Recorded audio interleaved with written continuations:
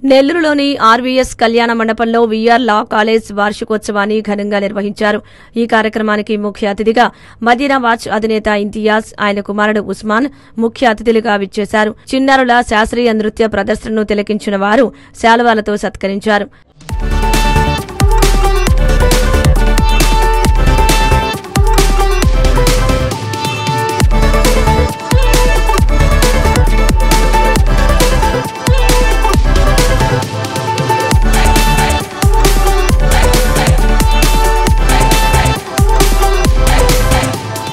అనంతరం ఇంతియాజ్ విద్యార్థులకు పలు సూచనలు చేశారు. లక్ష్యంతో ఛాలెంజింగ్ గా చదివితే ఎన్నో అద్భుతాలు సాధించవచ్చన్నారు. నేటి సమాజంలో లా విద్యకు ఎంతో ప్రాధాన్యం ఉందన్నారు. నేరాలు పెరిగిపోతున్న నేపథ్యంలో లా చదవాల్సిన అవసరం, దాని గురించి పట్టు సాధించాల్సిన అవసరం ఏర్పడిందని చెప్పారు.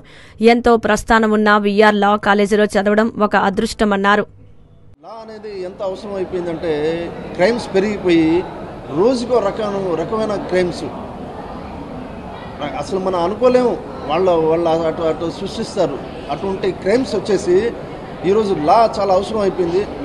లా చదువుకొని ఇంకా సీరియస్గా ఏదో మనం చేసుకున్నామా వెళ్తున్నామా అని కాకుండా ప్రతిరోజు కంపల్సరీగా కోర్టుకి అటెండ్ అవుతా నేర్చుకుంటే ఇప్పుడు వచ్చే జూనియర్స్ వాళ్ళు ఎక్కడికో ఎదుగుతారని చెప్పేసి నా ఒక మనవి అండి.